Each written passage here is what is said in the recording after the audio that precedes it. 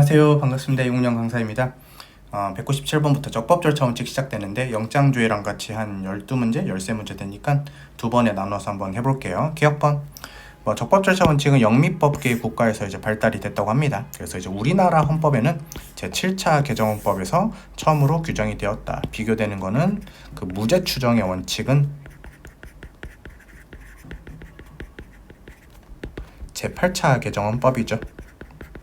그래서 적법절차 원칙, 이렇게 무죄추정 원칙 비교해서 보시면 되겠습니다. 니은번은 자 범칙금 통고 처분을 받아요. 이제 범칙기간을 납부기간 이내 범칙금을 납부를 안 합니다. 왜냐면 몰랐었을 수도 있는데 보통은 압니다. 그러면 내가 돈을 내기 싫은 거야. 불만이 있는 거죠. 근데 행정청에 대한 이의제기나 의견 진술 등의 기회를 주지 않고 경찰서장이 곧바로 즉결 심판을 청구를 합니다. 범칙금을 납부하지 않으면 그럼 선생님 그럼 의견 진술 기회를 제대로 주지 않는 거 아닌가요? 어차피 근데 범칙금을 그 경찰 업무로 도와주시는 거지 원래 사법부가 해야 될 일이에요. 그래서 즉결 심판하면은 판사님한테 하고 싶은 말 다 할 수 있습니다. 그래서 적법절차 원칙이 위배되지는 않는 것이다. 그 다음에 여러분들 우리가 이 산업단지를 지정할 때 주민의견 청취를 동시에 합니다. 산업단지 계획안과 환경영향평가서를 동시에 진행하는 이런 특례법 규정이 있어요. 그래서 동시 의견 청취 조항이거든요. 헌법이 위배되지 않습니다. 왜냐하면 따로 해주면 좋겠지만 또 한 번에 하는 게 안 하겠다는 건 아니니까. 리을번은 이해를 해야 되죠. 현행 헌법이 명문화하고 있는 적법절차 원칙은 모든 국가작용을 지배하는 독자적인 헌법의 기본 원리로서 해석돼야 될 점이다. 그래서 과잉입법 금지 원칙과 비교가 되죠. 그래서 그 국민과 관계된 모든 국가 작용이면은 적법절차 원칙이 적용이 돼요.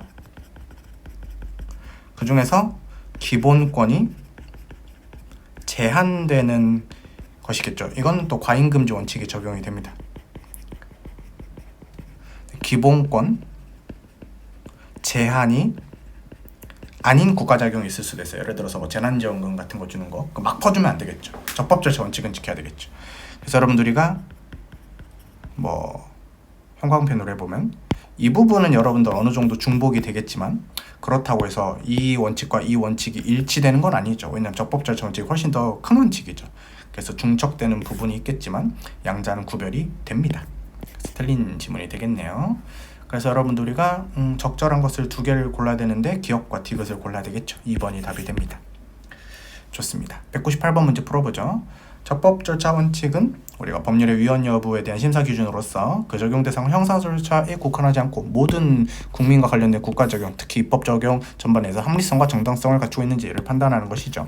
그 다음에 적법절차 원칙은 신체의 자유에 규정이 되어 있어요. 12조 1항이 신체의 자유거든요. 하지만 모든 국가 작용이 다 적용되니까 한정적으로 열거되는 것이 아니라 적용 대상을 예시한 것에 불과하다.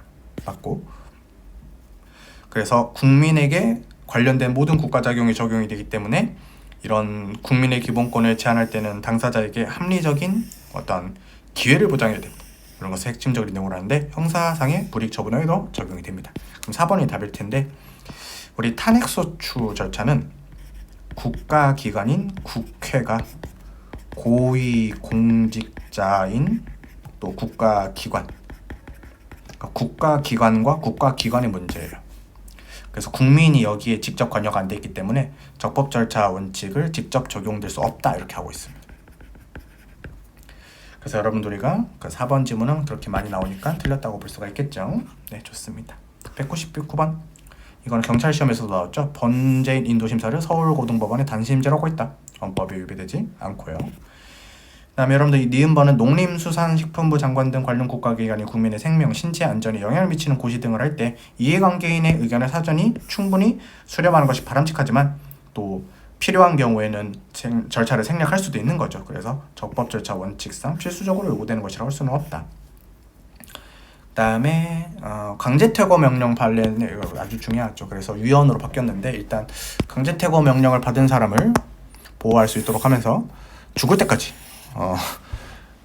그 송환 기간을 계속 할 수 있도록 한, 그래서 그 보낼 수 있을 때까지가 이제 보호 기간의 상한을 마련하지 않는 것인데 이게 체포 또는 구속에 준한다. 그래서 보호의 개시 또는 연장 단계에서 집행기관이 출입국 관리 공무원으로부터 독립적이고 중립적인 기관이 타당성을 가지고 통제할 수 있어야 되는데 그렇게 하지 않기 때문에 적법 절차 원칙 위반인 판례입니다. 최근에 판례가 바뀌었고 우리 경찰 시험에서도 나왔죠. 그래서 맞다. 그다음에 우리 그 재개발을 해제하고 싶어요. 100분의 30이면 가능합니다. 왜냐면은 재개발이 너무 지지부진하면은 뭐 재건축도 못하고 그러잖아요. 그래서 우리가 100분의 30 이상의 했을 때 정비예정 구역을 해제 절차할 수 있다. 헌법 위배되지 않습니다. 그러면은 다 맞네. 그래서 4번이 되겠습니다. 그다음에 200번은 여러분들 이렇게 해야 돼요. 징계 시효 연장되지 않는다는 예외 규정을 두지 않은 것 합헌이다. 이렇게 공부하는 게 맞습니다. 이거 설명하면은 한 20분 걸리니까 그렇게 키워드 따서 공부하는 게 빠를 때도 있어요. 1분 컷이니까. 2번 우리가 이제 등급 분류를 받지 않거나 아니면 등급 분류를 받은 게임물과 다른 내용의 게임물인 경우는 영장 없이 수거 폐기할 수 있는데 이렇게 좋은 말을 했지만 사실 불법 도박 게임물입니다. 그럼 여러분들 이것을 미리 알려주면 도망가죠. 그래서 적법 절차 원칙에 위배되지 않는다. 영장 없이 털 수 있습니다. 이게 행정상 즉시 강제거든요. 이거 영장주의가 적용이 안 되죠. 그다음에 검사가 법원에 매일 검사실로 증인을 소환했다. 검사가 증인을 거의 매일 검사실로 소환했다. 그러면은 피고인 측 변호인이 접근하는 게 차단이 되니까 제대로 할 수 없기 때문에 적법 절차 원칙 위배가 됩니다. 맞고요. 1번이 바로 답이네요. 그다음에 적법 절차 원칙에서 도출할 수 있는 게 당사자에게 적절한 고지를 해야 되고 그다음에 의견 및 자료 제출의 기회를 부여할 것 이런 것들은 어렵지 않죠. 그래서 1번이 답이 되겠습니다. 둘, 셋, 넷. 그럼 두 문제 정도 여러분들 더 풀어볼게요. 자, 적법 절차 원칙주의 1번 판례는 아주 중요한 판례입니다. 주거의 자유가 있거든요. 16조가 주거의 자유예요. 그럼 이제 주거에 대한 압수나 수색할 때는 검사의 신청에 있어서 법관이 발부한 영장을 제시해야 되잖아요. 근데 신체의 자유 12조 3항에는 사전 영장주의도 규정이 돼 있고 다음에 다음에 사후 영장을 받을 수 있는 것도 규정이 돼 있어요. 근데 지금 보고 있는 16조의 주거의 자유는 사전 영장주의는 규정이 돼 있는데 여기서 끝나가지고 사후 영장주의가 규정이 안 됐어요. 예외가 규정이 안 됐어. 그럼 무조건 사전 영장이냐? 그럴 순 없죠. 그래서 영장주의가 무조건 관철돼야 되는 것을 의미하는 것은 아닙니다. 가능하다. 근데 어떤 요건이 있어야 되냐면은 긴급성 요건과 그 다음에 개연성 요건이 있어야 되는데 이거 중요한 판례죠. 체포영장을 집행할 때 필요한 때는 타인의 주거도 수사할 수 있어요. 근데 타인의 주거에 영장 없이도 수거할 수 있습니다. 여러분들 우리가 체포영장을 집행한다는 것은 사전에 체포영장을 발부받을 수 있는 시간적인 여유가 있었던 거죠. 그러면은 타인의 주거 수색 영장도 있어야 되거든요. 왜냐하면 긴급성이 충족돼야 되는데 긴급성이 없이도 이렇게 타인의 주거를 털 수 있도록 하는 것은 영장주의 원칙 위배가 되죠. 그다음에 우리가 이 판례는 중요해요. 통신사실 확인자료 제공 요청은 위헌이긴 한데 영장주의에 위배되는 것은 아닙니다. 왜냐하면 법원의 허가나 지원의 허가를 받도록 하고 있기 때문에 그래서 맞고요. 그다음에 법원이 피고인의 구속 또는 유지 여부의 필요성에 대해서 한 재판의 효력이 검사나 다른 기관의 의견이나 불복이 있다 해서 좌우되거나 제한받는다면 영장주의 위배가 되겠죠. 그래서 최종적으로는 법관이 영장에 대해서 결정해야 된다. 1번이 답입니다. 마지막 문제를 풀어보죠. 적법 절차 원칙은 법률이 정한 형식적 절차와 실체적 내용이 모두 합리성과 정당성을 갖춰야 되는 적정한 것이어야 된다. 맞고 국민과 관계된 모든 기본권 작용이 적용이 되니까 형사소송뿐만 아니라 모든 입법 작용이 행정 작용에도 과감하게 적용이 되고 3번은 우리가 아까 그렸던 거 봐볼게요. 일단 지문을 읽어보자. 적법 절차 원칙이 기본권 제한을 있음을 전제로 한다? 그러면 이 그림을 보면 기본권 제한이 있을 때도 적법 절차 원칙이 적용이 되겠지만 기본권 제한이 아닐 때도 국민과 관련된 국가 작용이면 적용이 되죠. 그래서 꼭 기본권 제한이 있어야만 적법 절차 원칙이 적용되는 건 아니기 때문에 3번은 틀렸습니다. 이거는 과잉금지 원칙에 대한 설명이에요. 4번은 술액죄 범했을 때 금고 이상형의 선고유예했을 때 당연 퇴직 헌법이 위배되지 않죠. 오랜만에 보는 중요한 판례.